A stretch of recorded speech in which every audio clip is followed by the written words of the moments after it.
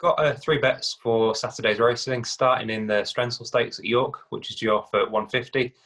It's quite an appealing race in which to have a bet, given there are doubts about some of the market leaders. You've got the likes of Lord Glitters, who just doesn't win that often, to be honest.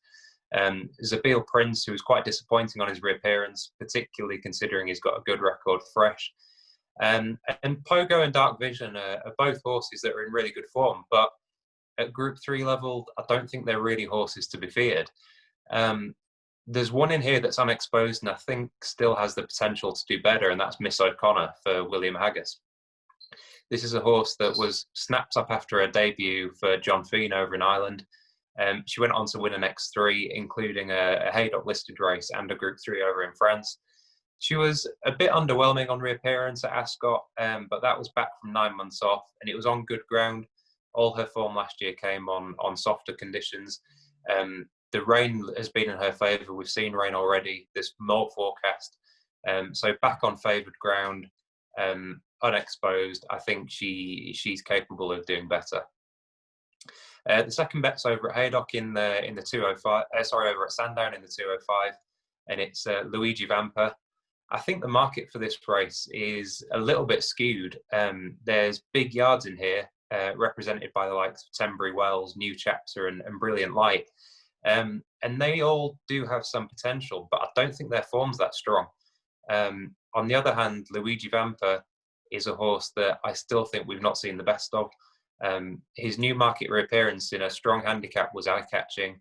Things didn't go to plan, obviously, at Haydock the time after. He unseated the rider at the start.